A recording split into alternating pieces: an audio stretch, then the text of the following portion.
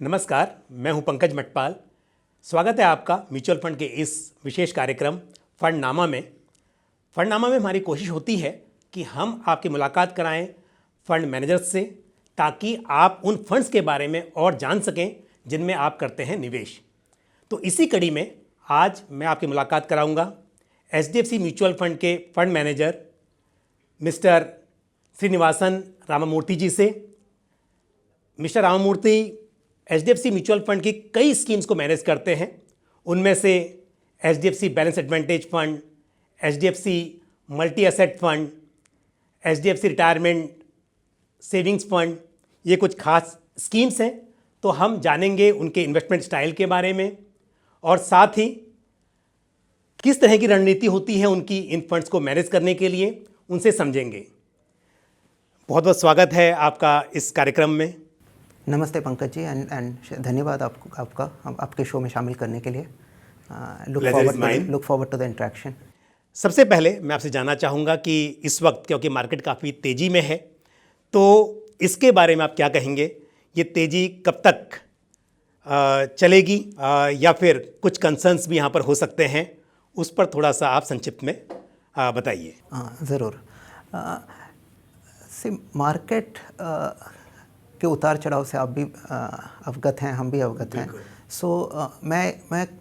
मैं केवल ये कहना चाहूँगा कि जो इन जनरल जो ऑप्टिमिज़म अबाउट इंडिया है ओवर द मीडियम टर्म, जो ऑप्टिमिज़म हम बोथ डोमेस्टिक साइड पे देखते हैं और इनफैक्ट इवन FII से आप जब इंटरेक्ट करते हैं, जो ऑप्टिमिज़म आप देखते हैं, आई वुड से दैट वो अभी काफ़ी हद तक it is rooted in a lot of reality. I mean there was a time जब बहुत चीज़ें थी जो अप इन द एयर थी। मतलब बहुत ऑप्टिमिज़म था, लेकिन उसको सपोर्ट करने के लिए जो आई वुड से जो ऑन द ग्राउंड इकोनॉमी में जो एक्शन होनी चाहिए थी वो उसके मुताबिक नहीं हो रहे थे। अभी I would say that there is a lot more of I would say synchronisation between the two, in the sense that the hope that people had कि इंडिया जो बन सकता है, जितना इंडिया का स्तर होना चाहिए in a global landscape in terms of the importance that people ascribe to India from an export standpoint, trade standpoint, ये सारी चीज़ें हम पहले वो एक होप था। बट अभी लास्ट आई वुड से पोस्ट पैंडेमिक सिचुएशन में इन काफ़ी चीज़ों में काफ़ी मतलब सर्कमस्टेंशियल इतना परिवर्तन आया है कि इन सबको रियलिटी होते हमें we feel a lot more confident about that turning into reality. And this is the medium to long term picture. Obviously market में because of optimism sometimes getting built into prices much more quickly, तो ये हमेशा होती है कि market थोड़ा अपने से आगे चला जाता है, फिर उस थोड़ा सा पीछे आता है, फिर आगे जाता है। But I would say that the trend towards the next 3-5 year period अगर मैं बात करूँ, तो trend clearly I would still say that we are in a relatively longer term journey, and there is a lot more confidence on this journey than I have had probably in the past. I would say maybe 8, 10, even 12 years of my investing career. Very good. तो मतलब एक अच्छा समय है निवेशकों के लिए, और ये कोई शॉर्ट टर्म के लिए ऐसा नहीं दिखाई दे रहा है कि कुछ समय के बाद में शायद तेज़ी रुक जाए। तो ऐसा माहौल है कि अगले 3 से 5 साल तेजी का माहौल बना रहेगा। And it also means that the investors who are coming in should come in with that same viewpoint, because in the very short term I mean I wouldn't be surprised अगर अगले 6 महीने में या 1 साल में मार्केट कुछ भी ना करे, क्योंकि ऑब्वियसली वैल्यूएशंस जो एक पैरामीटर होती है, जो एक इंपॉर्टेंट पैरामीटर होती है जिस पे हम एंकर करते हैं अपने एक्सपेक्टेशंस को, वो थोड़ी सी स्ट्रेच्ड है। अगर आप देखें डिफरेंट सेगमेंट्स की, when we come to discuss अलग अलग सेगमेंट्स पे, तो we can touch upon it a little bit more detail. But broadly speaking bottom up ideas में मोस्ट केसेस में आप देखेंगे कि वैल्यूएशंस थोड़े स्ट्रेच्ड हैं, which means that people are pricing in 3 year outlooks, 5 साल के आउटलुक लोग प्राइस कर रहे हैं। तो 6 महीने 1 साल के इन्वेस्टमेंट्स आपको हो सकता है कि आपको बहुत उम्दा मतलब अच्छे रिटर्न्स ना भी दें, लेकिन I would say that if an investor has a medium term horizon, I think there is still a lot of I would say money to be made in Indian markets. देखिए, वैसे तो equity में निवेश करना हो तो बिल्कुल 5 साल तो कम से कम नज़रिया होना ही चाहिए लंबी अवधि के लिए, और ऐसे में अगर आप कह रहे हैं कि 3 से 5 साल भी अगर बात करें तो यहाँ भी पॉजिटिव है आउटलुक, तो मेरे हिसाब से अच्छा समय है निवेश करने के लिए। श्रीनिवासन जी, ये बात तो थी मार्केट को लेकर, लेकिन अगर मैं आपके इन्वेस्टमेंट स्टाइल की बात करूं, Sure.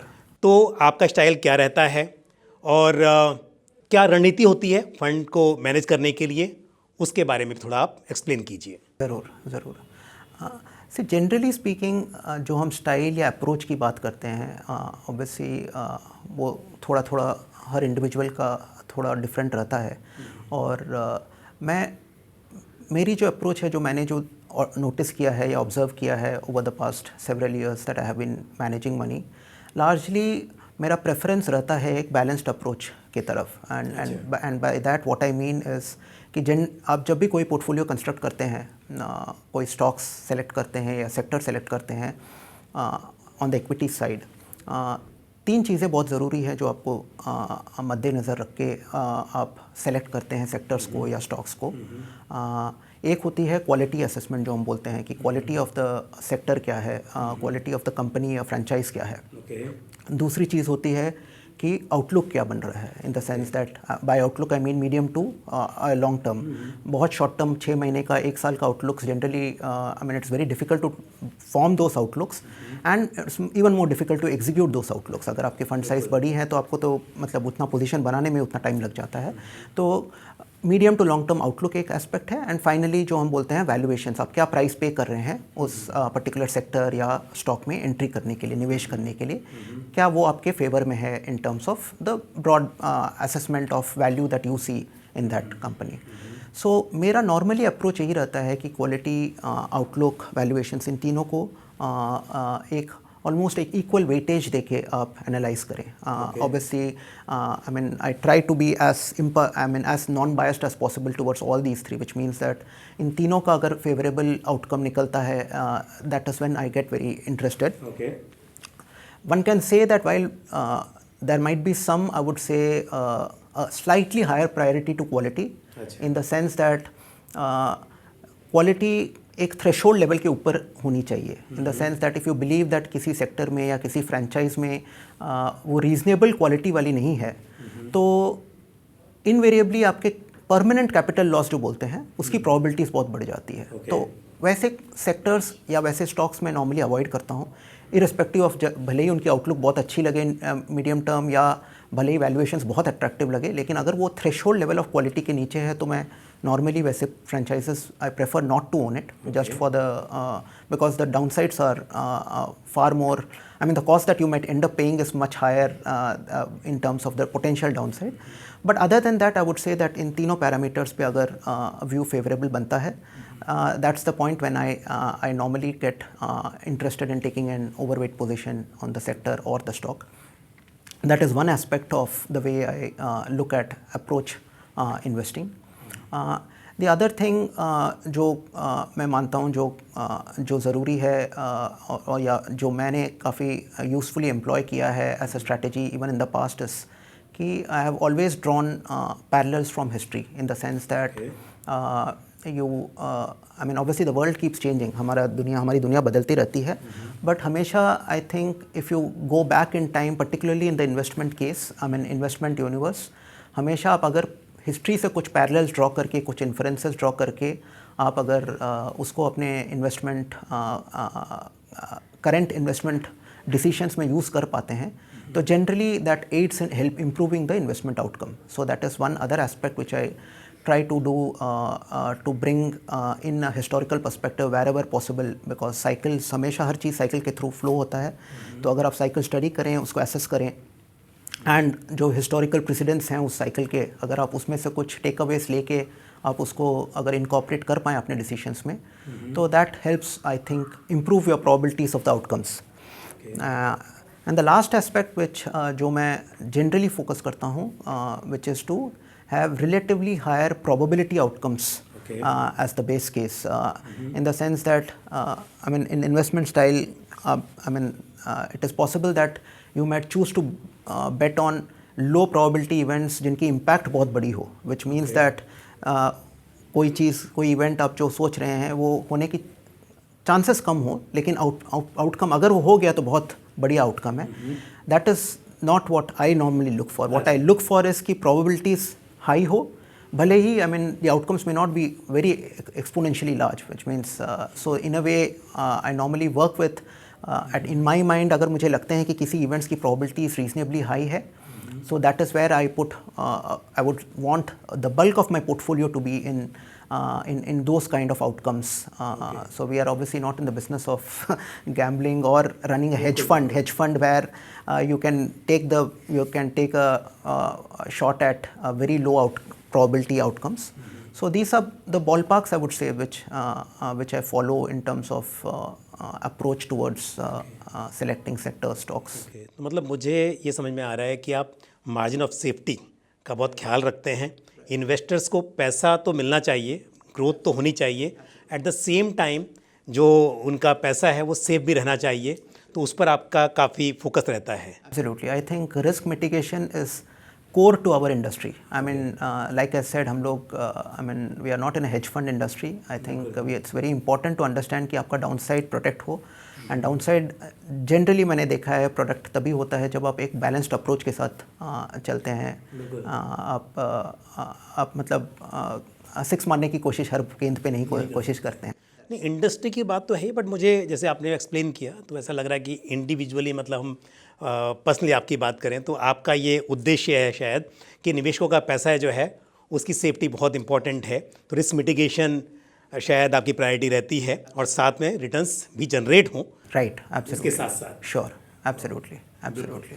अच्छा, इससे जुड़ा हुआ एक और सवाल सेक्टर को लेकर। तो इस वक्त पर हालांकि फिर हम बात करेंगे तो लंबे समय की ही बात करेंगे, लेकिन आपके आपके फेवरेट सेक्टर्स की बात करें तो वो कौन से हैं? मतलब एक हमेशा देखा जाता है कि कुछ फंड मैनेजर्स को कुछ सेक्टर्स में बहुत दिलचस्पी होती है, वो एक बात है, और इस वक्त के हिसाब से किन सेक्टर्स पर आप ज़्यादा बुलिश हैं? श्योर। तो जनरली स्पीकिंग, जैसे मैंने पहले भी आपको कहा कि हर चीज़ साइकिल के साथ चेंज होता है, in the sense that everything works in cycles, and कोई साइकिल बहुत लंबा, किसी सेक्टर्स में साइकिल लंबे चलते हैं, किसी में शॉर्ट एंड शैलो होते हैं, किसी में लंबे और डीप होते हैं। तो इसी हिसाब से जब हम सेक्टर की बात करें और सेक्टर प्रेफरेंसेस की बात करें, it becomes the cycle, understanding the cycle also becomes important कि हम एज अ बिजनेस साइकिल हम कहाँ पे हैं, as a macro cycle economy में आप कहाँ पे हैं, ये सारी चीज़ें थोड़ी सी इम्पॉर्टेंट हो जाती हैं जब उससे कि कौन सा सेक्टर आपको this comes back to the earlier point that I made, the quality, outlook and valuations. उसमें the outlook part is largely determined by, जो आउटलुक हम बोलते हैं कि मीडियम टर्म आउटलुक जो है वो largely determined bye I would से the cyclical side of the overall macro and the business. Obviously there are always, अब कभी भी बात करें for countries like India, there are always some structural levers which are always working in your favor, which are obviously उतने visible नहीं होते हैं developed markets में, बिकॉज डेवलप्ड मार्केट्स में जो स्ट्रक्चरल या सेक्युलर थीम्स हम बोलते हैं उनकी प्रोबेबिलिटीज़ थोड़े कम हो जाते हैं with time, because the growth engines that you have in terms of demography, in terms of potential per capita income increase, वो सारे प्ले आउट हो चुके हैं, तो उनको ज़्यादा प्रोडक्टिविटी गेन्स और वैसी चीज़ों पे ज़्यादा फोकस करनी पड़ती है। Technological changes, those become more important when you talk about a developed market context. लेकिन in case of an India ऐसे कुछ थीम्स हैं जो हमेशा फेवरेबल रहेंगे।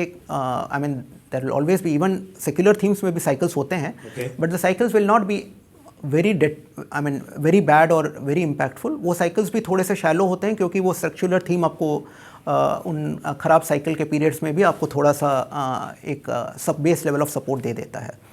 तो अगर मैं आज जिस पोजीशन पे हम बैठे हैं as an economy and as a market, अगर मैं अपने व्यू अगर मैं एक्सप्रेस करूं, तो हमने एक बहुत बड़ा शिफ्ट देखा between what was working well in the markets pre pandemic और जो पोस्ट पैंडेमिक जो चेंजेस हुए हैं। The biggest change in the environment has obviously been the inflation, right. I mean pre pandemic almost 20-30 साल तक हमने देखा ग्लोबली ऑल्सो इन्फ्लेशन कंट्रोल्ड था, and most things were working towards ensuring that inflation remained in a very, I would say, narrow and comfortable range. लेकिन अभी वो post pandemic हमने इसमें एक बहुत बड़ी बदलाव देखी and it was kind of in the making. I would से कि इवन अगर हम प्री पैंडेमिक भी देखें तो कुछ चीज़ें बदल रही थी और ऑब्वियसली पैंडेमिक ने उनको एक्सेलरेट कर दिया। जैसे कि डेमोग्राफी ऑफ द वर्ल्ड अगर आप देखें वो बदल रहा था प्री पैंडेमिक ऑल्सो। चाइना की population towards the working age population कम होने लगा था। समवेयर इन 2016-17 आई थिंक वो पीक आउट हुआ उनका जो वर्किंग एज पॉपुलेशन है and they are obviously one of the biggest players from an overall global manufactured products is concerned or trade is concerned. तो वो demography change हुआ and that was one of the large major economies to actually start aging, right? I mean अभी अगर हम बात करें तो जो I mean if you look at the entire world there are very few pockets जो demographically working age population add कर रहा है. I mean India will be one of those few, maybe Sub-Saharan Africa will be one other pocket where you will be having working age population increasing. But अगर every other country, Western world, Japan, China, all of them have now reached the demography wise, they have become, they have reached a point जहाँ पे, so labor inflation is something जो I think it had started, I think picking up, but now obviously post pandemic labor inflation काफ़ी high हो गया है and that I think there are enough levers for it to remain high. Okay. The other aspect is obviously the I would say your inflation coming from underinvestment in commodities, underinvestment in I would say capex cycle itself. So the world अगर हम देखें last 10 साल 15 साल 20 साल में उन्होंने कुछ invest ही नहीं किया था कैपेक्स साइकिल में। भले ही हम बात कर रहे थे कि ग्रीन इकोनॉमी में हमें ट्रांसलेट करना है, वो सारी चीज़ें बहुत स्लो मूव हो रही थी। बट हमने पोस्ट पैंडेमिक देखा है सारी चीज़ें एक्सेलरेट हो गई। अगर आप इलेक्ट्रिक व्हीकल्स की बात करें, रिन्यूएबल्स एनर्जीज़ की बात करें, तो the amount of mining that is required to get a lot of these resources on board means that आपका कमोडिटी साइड पे भी इन्फ्लेशन अभी काफ़ी एलिवेटेड है एंड आई मीन आप सोच सकते हैं कि अगर कैपेक्स साइकिल आगे भी बढ़ के रहेगा तो ये इन्फ्लेशन आउटलुक भी इन अ वे एलिवेटेड रहेगा। सो दिस अगर ये कंस्ट्रक्ट है which is the construct we are working with, then I would say that relatively speaking, obviously those secular themes in India will continue to work, but relatively speaking consumption will take a backseat and capex investment cycle driven themes will probably have थोड़े से बेहतर उनकी positioning रहेगी। And जो हमने ये देखा भी है पोस्ट पैंडेमिक कि इन्वेस्टमेंट साइकिल पिकअप हुआ है। हम देखें रियल एस्टेट साइड में, अगर हम देखें कॉरपोरेट साइड में हम देखें इन्वेस्ट करना शुरू किया है। गवर्नमेंट भी काफ़ी कैपेक्स साइकिल बढ़ा रही है एंड ये केवल इंडिया की बात नहीं कर रहे हैं, हम ग्लोबली भी अगर आप देखें तो अक्रॉस द वर्ल्ड यही थीम है कि people want to invest, create these new supply chains, create new sources of power, ये सारी चीज़ें, create new infrastructure. In the western world infrastructure भी काफ़ी पुराना हो गया है। सो ये सारी चीज़ें अगर आप देखें, all this point two the same thing that in a way relatively speaking the consumption जो बहुत अच्छा कर रहा था प्री पैंडेमिक, उसमें थोड़ी सी चैलेंजेस होंगी क्योंकि obviously inflation is high, consumer is wallet is stressed, तो थोड़ा सा आपको कंजम्पशन साइड पे थोड़ी गिरावट, आई मीन थोड़ी सी पुल बैक प्रेशर रहेगा। और कैपेक्स साइकिल पे आपको you will have a lot more legs to run on the capex side. So that is one big change. The other big change is obviously between import domestic and export, क्योंकि obviously India की importance in the export side अभी improve हो रही है on areas where they were not present. So that obviously opens up new opportunities in terms of exports. Some of them might still be, काफ़ी चीज़ें अभी भी private market side में रहेंगी। अगर एप्पल अपने फॉक्सकॉन के थ्रू यहाँ पे अगर मैन्युफैक्चरिंग बेस कर रहा है तो that may not directly reflect in terms of investible universe for us, लेकिन it is obviously ancillaries and support systems, ecosystems में आपको इम्प्रूवमेंट दिखेगा एंड जिसके आप ऑब्वियसली लिस्टेड प्लेस के में आप उसमें भी इन्वेस्ट कर सकते हैं, वैसे नेम्स में भी। बट जहाँ पे आपका एक्सपोर्ट शेयर बहुत हाई है ऑलरेडी, अगर इंडिया कुछ चीज़ों में एक्सपोर्ट में मीनिंगफुल कंट्रीब्यूटर है, वहाँ पे जो ग्लोबल इकोनॉमी में जो स्लो डाउन हो रही है that will obviously have a bearing in terms of their ability. So while one can be constructive on exports from new segments where जहाँ पे इंडिया कभी नहीं था, लेकिन जहाँ पे इंडिया की शेयर बड़ी है एक्सपोर्ट्स में, जैसे केमिकल्स हो गया या फिर आईटी हो गए, जहाँ पे हम बड़े हैं ऑलरेडी, वहाँ पे ग्लोबल स्लो डाउन का नेगेटिव इम्पैक्ट देखने को मिल सकता है। श्रीनिवासन जी, ये तो बात आपने बताई स्टाइल को लेकर, सेक्टर्स को लेकर। अब आते हैं फंड्स पर। ज़रूर। एक कैटेगरी है बैलेंस एडवांटेज फंड, और उसमें कैटेगरी में बात करें हम अगर HDFC बैलेंस एडवांटेज फंड की, तो ये इन्वेस्टर्स का एक बहुत ही शायद पसंदीदा फंड है उस कैटेगरी का। राइट। तो मुझे थोड़ा उसके बारे में बताइए, क्योंकि हर फंड हाउस इस कैटेगरी के फंड को अपनी तरह से मैनेज कर रहा है, मतलब ये हाइब्रिड फंड है, वो तो एक मैंडेट है ही। लेकिन अगर हम बात करें वैल्यूएशन को लेकर या किस तरह से इसको मैनेज करना है, तो अलग अलग तरीके से मैनेज किया जाता है। तो मुझे थोड़ा सा इसको आप विस्तार से बताइए कि HDFC म्यूचुअल फंड किस तरह से इस फंड को मैनेज करता है, आप एज अ फंड मैनेजर क्या रणनीति बनाते हैं इसके लिए, और वैल्यूएशन के मैट्रिक्स क्या रहते हैं, उसको थोड़ा सा मुझे एक्सप्लेन कीजिए आप। ज़रूर। या जैसे कि आपने कहा, ये एक बहुत ही इंटरेस्टिंग प्रोडक्ट है बैलेंस्ड एडवांटेज, क्योंकि जो प्योर इक्विटी प्रोडक्ट्स होते हैं या जो प्योर डेट प्रोडक्ट्स होते हैं और कभी कभी कुछ हाइब्रिड प्रोडक्ट्स भी, उसमें आपको प्ले जनरली यही होता है कि आपने पोर्टफोलियो सिलेक्शन कैसे किया या आपने पोर्टफोलियो कंस्ट्रक्शन कैसे किया, इक्विटी साइड में हो चाहे डेट साइड में हो। यहाँ पे बैलेंस्ड एडवांटेज फंड में एक दूसरा एंगल भी बहुत अहमियत रखने लगता है, वो है एसेट एलोकेशन का, क्योंकि आपके पास पूरी फ्लेक्सिबिलिटी रहती है as a fund manager to decide कि आप इक्विटी में at any point in time कितना एक्सपोजर रखना चाहते हैं। I mean it's almost like आप 0% भी हो सकते हैं, 90%, 100% भी हो सकते हैं इक्विटी में, and obviously the converse is to debt side पे।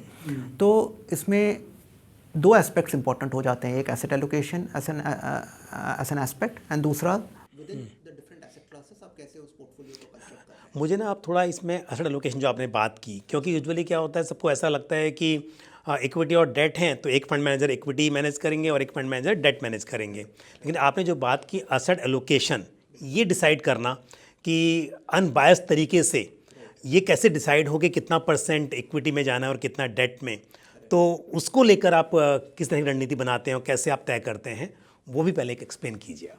ज़रूर। हाँ, तो उस पे हमारा काफ़ी फोकस रहता है इस प्रोडक्ट में। हमने खास करके इसीलिए हमने इस प्रोडक्ट में we have tried to ensure that there is a separate individual running the asset allocation piece. वो उनका को रिस्पॉन्सिबिलिटी यही है कि वो एक फ्रेमवर्क डेवलप करें। वो आप करते हैं। हाँ बिल्कुल, इस प्रोडक्ट के लिए मैं करता हूँ। तो core role as a fund manager, मेरा एसेट एलोकेशन के लिए जो एस्पेक्ट है उस पर मेरा यही रोल रहता है कि मैं कैसे मैक्सिमाइज़ करूँ from an asset allocation stand point, मैं कैसे अल्फ़ा को मैंने मैक्सिमाइज़ करूँ इस प्रोडक्ट का। आई मीन ऑब्वियसली जो इक्विटी फंड मैनेजर हैं, जो डेट फंड मैनेजर हैं, उनका कोर KRA रहता ही है कि आपको बेंचमार्क को, अपने रेस्पेक्टिव बेंचमार्क्स को बीट करना है। लेकिन as for me the core is obviously कि at what points in time should I be overweight equities, at what point in time हमें इक्विटी में अंडरवेट पोजीशन रखना है, कितने हद तक अंडरवेट जाना है, कितने हद तक ओवरवेट जाना है, ये कोर एस्पेक्ट हो जाता है जिस पे मैं फोकस करता हूँ। और जैसे कि हम जानते हैं, आई मीन मोस्ट पीपल से कि इन्वेस्टमेंट एक साइंस है, एक आर्ट है, बट जनरली स्पीकिंग जो एसेट एलोकेशन पार्ट है उसमें थोड़ी सी साइंस की रिक्वायरमेंट थोड़ी ज़्यादा है, आर्ट की थोड़ी कम है, क्योंकि we are dealing with entire asset classes where there are so many people involved in terms of globally speaking, इतने लोग इस मार्केट में इन्वॉल्व हैं, प्रवेश करते हैं, निवेश करते हैं, एग्जिट करते हैं। तो वहाँ पे आई would say that gauging overall sentiments, gauging overall market valuations, gauging overall macro becomes a lot more of a scientific exercise as opposed to जो bottom up stock selection करते हैं, जहाँ पे art becomes also equally important, जहाँ पे आपको assess करना पड़ता है कि individual management कैसा है, उसकी quality कैसी है, software aspects क्या हैं कंपनी के। whereas यहाँ पे हम थोड़ा ज़्यादा साइंटिफिक होने की लीवे ले सकते हैं इस पर्टिकुलर एस्पेक्ट में, जहाँ पे हम एसेट एलोकेशन की बात करें। तो हमारा भी यही अप्रोच रहता है कि हम एसेट एलोकेशन जब करें, एक ब्रॉड थिंकिंग ये रहती है कि ऑब्वियसली हमें काउंटर सिक्लिकल रहना है, बिकॉज ऐसा generally I mean as a fund house and as investors we normally feel that a counter cyclical approach particularly dealing with large sizes helps a lot, क्योंकि that in itself ensures that आपके entry points ज़्यादा attractive रहते हैं किसी भी asset classes में। So हमारा approach यही रहता है कि both from a valuation standpoint, from a macro standpoint, हम कैसे ascertain करें कि किस level of अंडर वैल्यूएशन या किस लेवल ऑफ ओवर वैल्यूएशन पे हमें मीनिंगफुली हमारी एलोकेशन को चेंज करनी चाहिए। एंड इसी के लिए हम बहुत सारा बैक टेस्टिंग करते हैं, हम उसी के बेसिस पे हम ये फ्रेमवर्क्स बनाते हैं। एंड ये फ्रेमवर्क्स ऑब्वियसली ये कास्ट इन स्टोन नहीं होते, क्योंकि this is not like I said, हमारा वर्ल्ड चेंज होते रहता है, कॉस्ट ऑफ कैपिटल चेंज होते रहता है हमारे वर्ल्ड का, so there are lot of moving parts in this entire equation, so which means that ये framework obviously the core of the framework remains intact, but tactical changes to the framework you have to keep doing, right, in the sense that आपने जो variables choose किए हैं, you have to keep ensuring that they are the best variables in the given macro circumstance to project कि आप जो asset allocation outcomes expect कर रहे हैं वो project करने में वो best variables in the current circumstances हों, and which is why हम ज़्यादा वेटेज हम वैल्यूएशंस और मैक्रो को देते हैं, एंड फिर बेसिस दैट हम एक रेंज पे अराइव करते हैं, और वो रेंज हम इंडिविजुअल फंड मैनेजर्स को देते हैं, और बॉटम अप आइडियाज़ के बेसिस पे वो डिसाइड करते हैं कि उस रेंज में उनको कहाँ रहना है, ऊपर की तरफ रहना है, नीचे की तरफ रहना है, वो इंडिविजुअल फंड मैनेजर डिसाइड करते हैं। तो इस वक्त पर जब देख रहे हैं कि मार्केट में बहुत तेज़ी है, तो आपका एलोकेशन इक्विटी में इस वक्त अप्रॉक्सीमेट कितना होगा? अभी हमारे बैलेंस्ड एडवांटेज फंड का करीब क्लोज टू आई वुड से 58-59% इक्विटी में इन्वेस्टेड है। The broad I think we are in the closer to the top end of the range even as we speak. हमारा रेंज करीब 50-60% काइंड टाइप का range है अभी, और हम थोड़े से top end of the range में अभी करेंटली वर्क ऑपरेट कर रहे हैं। बट ये चीज़ ओवर टाइम काफ़ी चेंज होता है, इन द सेंस दैट जैसे जैसे हम देखें, फॉर इंस्टेंस अगर हम देखें, if we go back in 3-4 months back, जब हम मार्च में थे, तब मार्केट काफ़ी गिर गया था, and there was a reasonable I would say that increase that we saw in our models also. हमारे फ्रेमवर्क्स भी बता रहे थे कि आपको एलोकेशंस थोड़े बढ़ाने हैं, and prior to that we were much higher and we cut down exposures because market तब थोड़ा एक्सपेंसिव लग रहा था, I would say pre December. So these things keep changing, and once you have decided कि आप क्या framework use कर रहे हो, और जनरली हमने देखा है कि हम जो वैल्यूएशंस पैरामीटर यूज़ करते हैं उनका correlation with 2 year 3 year forward returns बहुत अच्छे रहते हैं, and that is how we select parameters. हमारा बहुत शॉर्ट टर्म ओरिएंटेशन नहीं रहता है even when we select parameters. So हम ये कोशिश करते हैं कि हम वो एस्पेक्ट को ऑप्टिमाइज़ करें कि हमारा medium to long term return पे कौन से वेरिएबल्स बेस्ट आउटकम्स प्रेडिक्ट कर पाते हैं। तो या तो कितना फ्रिक्वेंसी क्या होती है, मतलब इसकी जो आप बोल रहे हैं कि रीबैलेंसिंग होती है और समय समय पर आप चेंज करते रहते हैं, तो how frequent you do this? Normally every month and हम ये एक्टिविटी अंडरटेक करते हैं, जहाँ पे हम ये इवैल्यूएट करते हैं कि हम जो वैल्यूएशन पैरामीटर्स, जो मैक्रो पैरामीटर्स हम ट्रैक कर रहे हैं वो कैसे चेंज हो रहे हैं, एंड ऑब्वियसली मैक्रो उतनी जल्दी चेंज नहीं होता है, वैल्यूएशंस मोर फ्रीक्वेंटली चेंज होता है, एंड बेसिस दैट हम within the first week हमें जो भी एक्शन लेना होता है हम वो मार्केट प्लेस में वो एक्शन ले लेते हैं। Obviously with in the month अगर बहुत मीनिंगफुल चेंजेस हों मार्केट में, बहुत बड़ी उतार या चढ़ाव हो, तो you can take intermittent look, but the first line of action हमेशा फंड मैनेजर का यही रहता है कि आप अगर मार्केट में बहुत बड़ा चेंज हुआ है तो the first line of rebalancing will be कि आपने जो ओरिजिनल एलोकेशन आपने बिगिनिंग ऑफ द मंथ में सोचा था, कम से कम उसमें आप वापस चले जाएं। जैसे कि आपने अगर थ्योरेटिकली अगर आपने सोचा है कि इक्विटी 50% होनी चाहिए अपने beginning of the month, and because of market action अगर ड्यूरिंग द मंथ इक्विटी 53-54% चला जाता है, तो first line of action will be कि आप वापस 50% पे आ जाए, and then you take further action basis कि आपने फ्रेमवर्क अगर बता रहा है कि एक्चुअली मार्केट इतना आगे चला गया है कि आपको 40 जाना है या 45 जाना है, तो then that you can undertake that as the next line of action to rebalance the portfolio. Okay. अच्छा, मैक्सिमम एलोकेशन इक्विटी में specially I am talking about HDFC balance advantage fund, तो कितना रह सकता है? और क्योंकि एज ए मैंडेट कुछ फंड हाउसेज में अप टू 100% भी है और कहीं पर 30-70%, 20-80%, तो आपका क्या यहाँ पर मैंडेट है?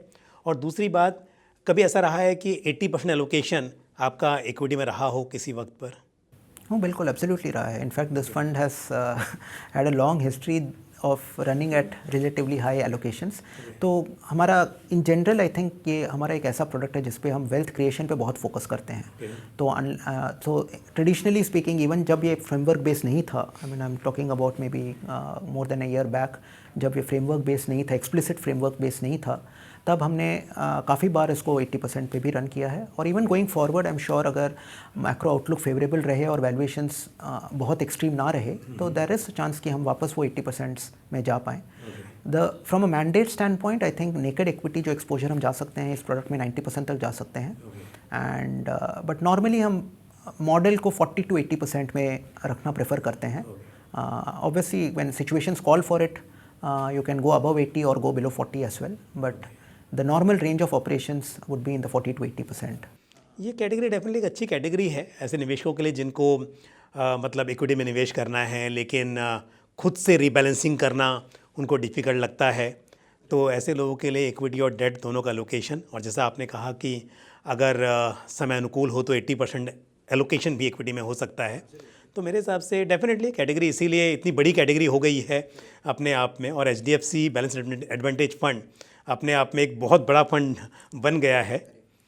नहीं, वो आई थिंक ऐसा कैटेगरी जो हम बोलते हैं एसेट हाइब्रिड एसेट एलोकेशन या हाइब्रिड प्रोडक्ट्स या एसेट एलोकेशन प्रोडक्ट्स जैसे बैफ है, इनकी खासियत यही रहती है कि ये आपको प्योर इक्विटी के मुकाबले भले ये 2-3% आपको रिटर्न में कॉम्प्रोमाइज़ करे over long periods and time, sometimes वो भी नहीं होता है अगर वो कॉम्प्रोमाइज़ करें भी तो, बट जो वोलेटिलिटी जो आपकी रिटर्न्स की रहती है इन्वेस्टर की, एंड इन्वेस्टर की, या जो ड्रॉडाउन्स इन्वेस्टर देखता है अपने पोर्टफोलियो में व्हेन मार्केट फॉल्स बहुत ज़्यादा होते हैं, तो वो बहुत लिमिट कर देती है ये, and that's the biggest advantage. So sometimes आपका रिटर्न कॉम्प्रोमाइज़ 2-3% का होता है, but your volatility might be half of what a pure equity product might be, sometimes even less than half of the what pure equity volatility can be, and वही एक I would say एक core attribute है जो which appeals to a lot of investors।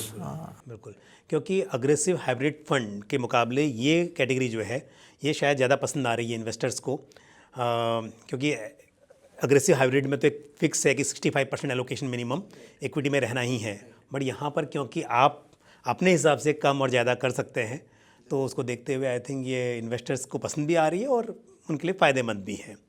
अच्छा, एक दूसरी category multi asset allocation fund, ये category भी बहुत पॉपुलर हो रही है। हालांकि अभी फंड्स कम है इस कैटेगरी में, लेकिन मुझे लग रहा है कि निवेशों की रुचि बढ़ रही है इस कैटेगरी में। तो क्योंकि आपके पास ये फ़ंड है और आप ही इसको मैनेज कर रहे हैं, तो इसके बारे में मुझे थोड़ा बताइए कि किस तरह से आपकी क्या रणनीति रहती है इस फंड को लेकर। और उसकी एक वजह ये भी है, मैं ये भी जानना चाहूँगा, क्योंकि as a SEBI mandate minimum 3 asset classes और 10% allocation in each asset class, but कुछ फंड हाउसेज इक्विटी में एलोकेशन 65% के ऊपर भी रखने की कोशिश करते हैं ताकि इसको इक्विटी टैक्सेशन मिल सके।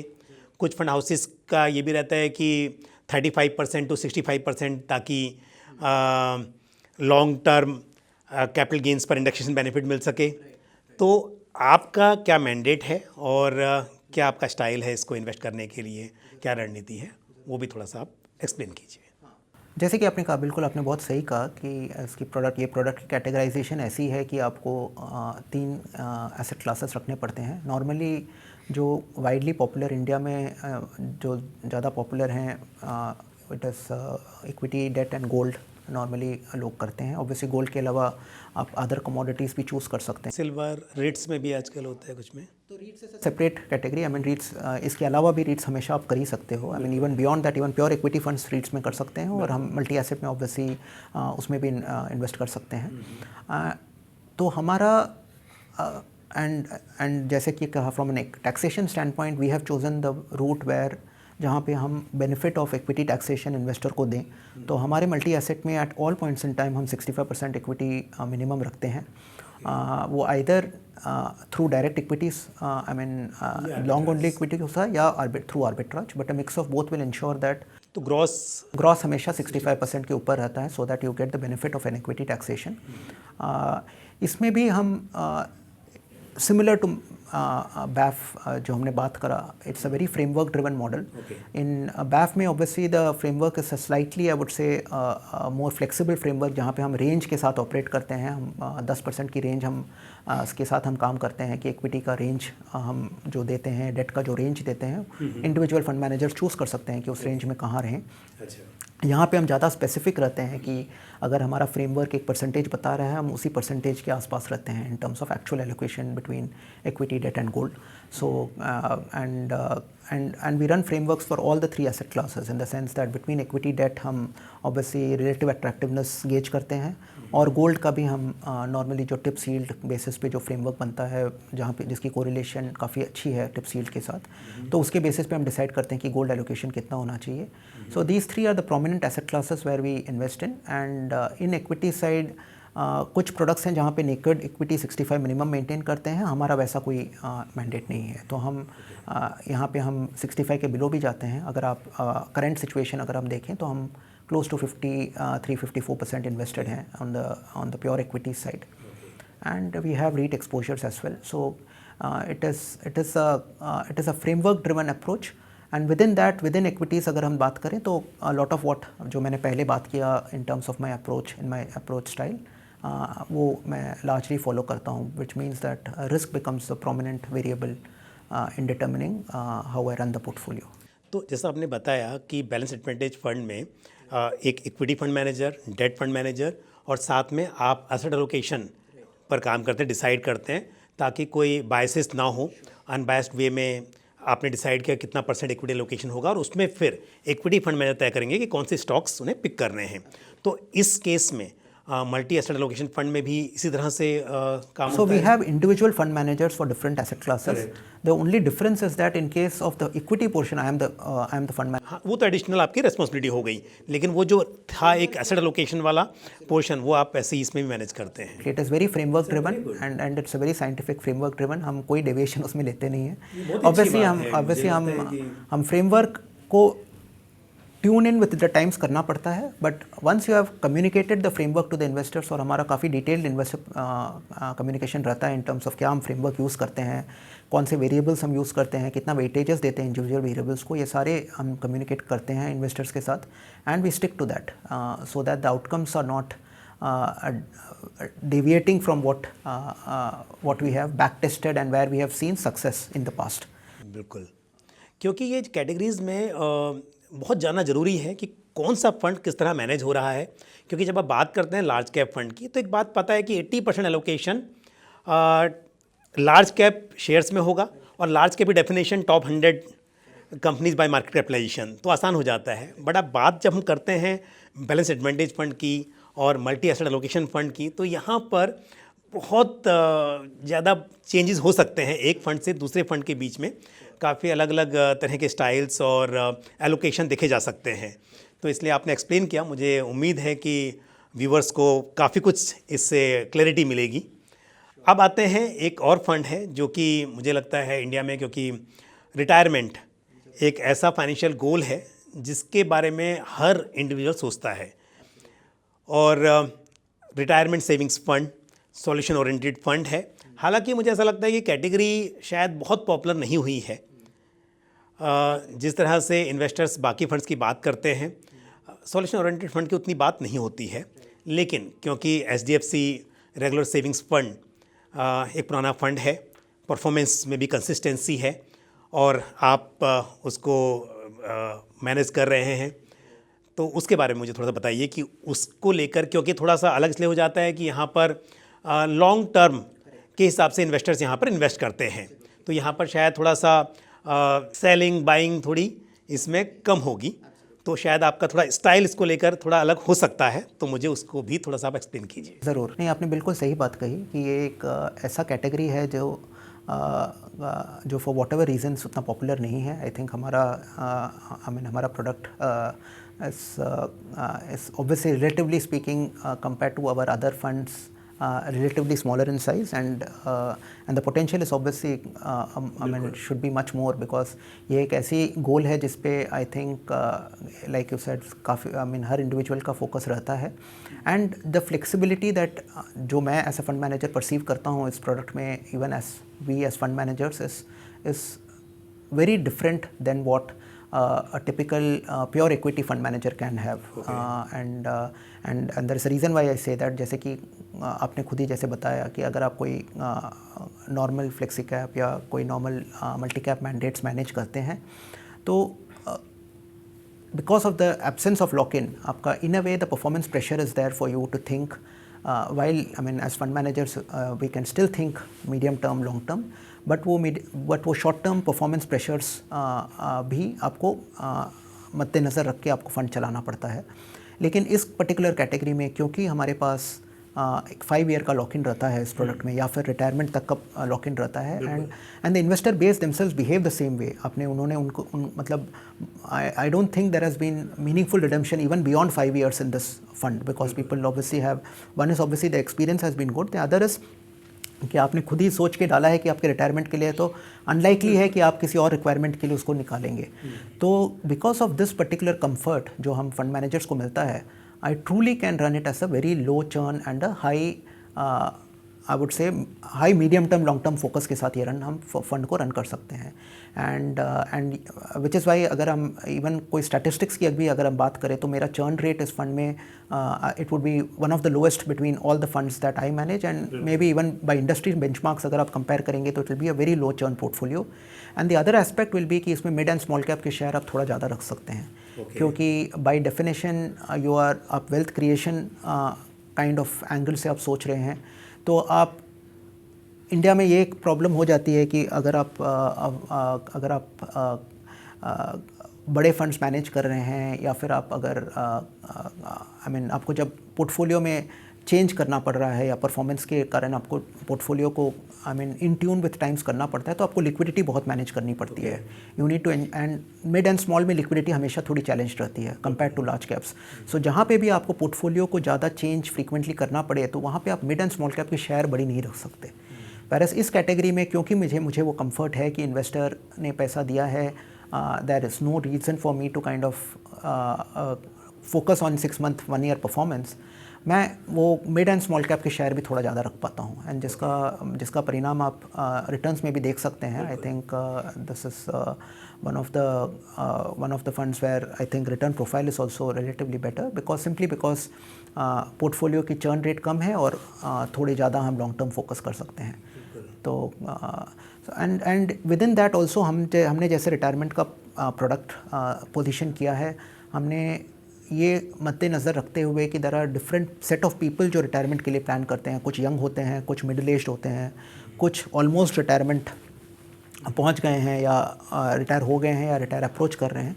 तो हमने इसीलिए इसके 3 वेरिएंट्स भी रखे हुए हैं, वेयर एक अपग्रेडेड माइग्रेशन कर सकते हैं कि जैसे जैसे आपको लगता है कि आपको वोलेटिलिटी अपने रिटर्न्स की कम करनी पड़ेगी, क्योंकि आप वो एज अप्रोच कर रहे हैं, तो slowly you can move from a pure equity to a hybrid equity to a hybrid debt kind of a product. And that's the thought process जिसके साथ हमने ये बास्केट ऑफ प्रोडक्ट्स को डिज़ाइन किया हुआ है. नेक्स्ट कैटेगरी बहुत अच्छी है. कई बार इन्वेस्टर्स ये सोचते हैं कि रिटायरमेंट का गोल है तो उसके लिए अपने हिसाब से इक्विटी में इन्वेस्ट किया जा सकता है, चाहे large cap, mid cap, small cap जो भी हो.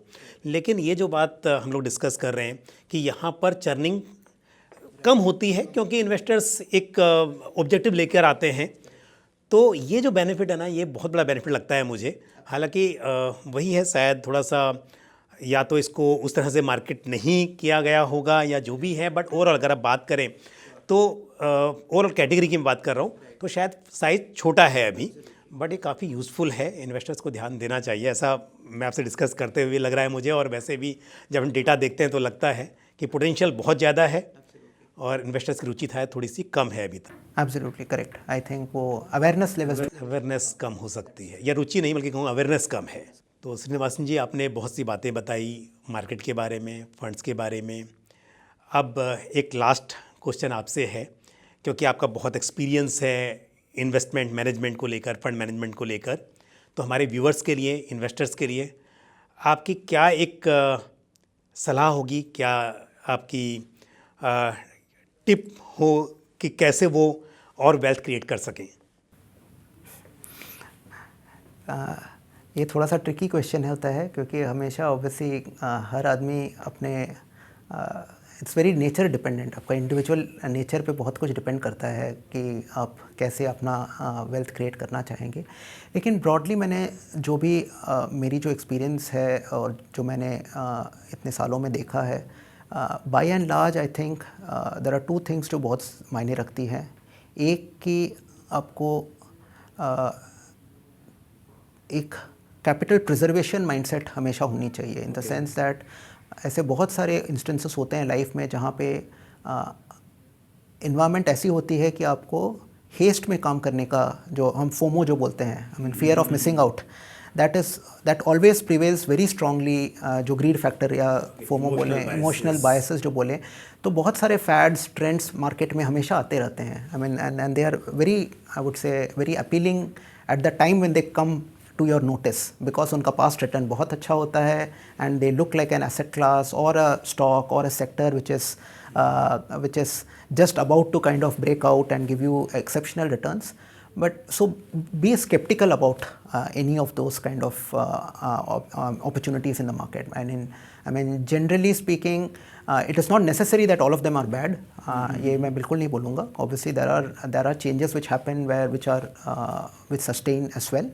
But take your time to make that decision. I mean जल्दबाजी में कुछ मत कीजिएगा. मार्केट प्लेस में वो सबसे ज़रूरी होती है कि आप पहले एक बैर लेवल ऑफ स्केप्टिसिज्म के साथ देखें, तभी आप जो भी चीज़ है उसको आप रैशनल माइंड से इवेलुएट कर पाएंगे, and then you can decide whether it is the right thing for you as an investor at that point in time in your life, whether that is the right thing. Because capital losses happen largely when you are acting in greed. I mean if you don't allow greed to overtake you, then really capital preservation वाला aspect clear हो जाता है. जब capital आपको grow करना है, the only thing is which is the time tested advice is obviously the compounding, allow compounding to take effect, which means that for shorter term market timings पे आप बहुत focus मत कीजिए. अगर आपने अच्छा फंड सेलेक्ट किया है, आपने अच्छे फंड मैनेजर सेलेक्ट किए हैं जिन्होंने ओवर द साइकिल आपको अच्छे रिटर्न दिए हैं, तो it is always better to give them time even during the tough phases. There will be, every fund will go through its own cycle. There is no need to panic simply because कि benchmark से 2% नीचे आ गया मेरा इस साल, benchmark से 3% नीचे आ गया, तो उसके बेसिस पे आप पैनिक करके no need to change anything. Allow compounding to take its own course, and invariably if you have selected the right product, over time आपका, अगर आप पेशेंस देंगे तो आपका वेल्थ कंपाउंड होगा ज़रूर. बिल्कुल, आप लाइन चेंज करते हो और वो लाइन जो आपने छोड़ी है वो तेज चलने लगती है ना, तो वैसा है. तो डेफिनेटली भरोसा कीजिए फंड के ऊपर, फंड मैनेजर के ऊपर, और stay invested for long term. Thank you very much. आपने बहुत सी इंपॉर्टेंट बातें बताई और मुझे उम्मीद है कि हमारे व्यूवर्स को इससे बहुत फ़ायदा मिलेगा. सो एक बार फिर से आपका शुक्रिया. थैंक यू पंकज जी, अच्छा लगा आपसे बात कर. श्रीनिवासन जी ने आज जो बातें यहाँ पर बताई, मुझे उम्मीद है कि वो आपको पसंद आई होंगी. आज के इस एपिसोड में इतना ही, लेकिन आपका कोई भी सवाल या सुझाव हो तो आप कमेंट बॉक्स में पोस्ट कर सकते हैं. इसी के साथ मुझे दीजिए इजाज़त. फंडनामा के अगले एपिसोड में फिर आपसे मुलाकात होगी. नमस्कार.